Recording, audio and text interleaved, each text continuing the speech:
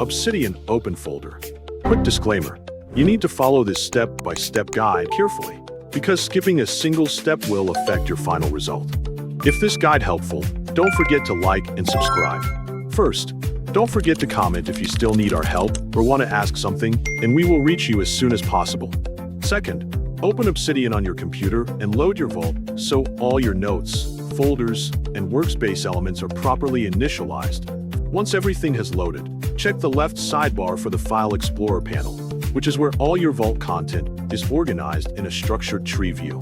If you cannot see it, click the File Explorer icon located at the top left area to make the sidebar visible again and restore navigation.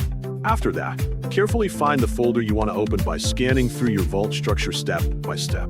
When you locate it, click the small arrow icon next to the folder name to expand it and reveal all its contents, including subfolders and notes.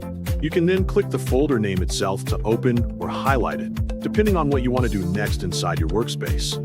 If you need to manage the folder outside of Obsidian, right-click the folder to open additional options and system-level actions. From the menu that appears, select Show in System Explorer so Windows File Explorer will open directly at that exact location on your computer. Wait for File Explorer to launch and display the correct directory path on your system. Once it opens, take a moment to check the folder path carefully and confirm that it matches your Obsidian Vault location so you are working in the correct directory. You can now add new files such as images, PDFs, documents, or other supported items directly into this folder using drag and drop or copy paste as needed.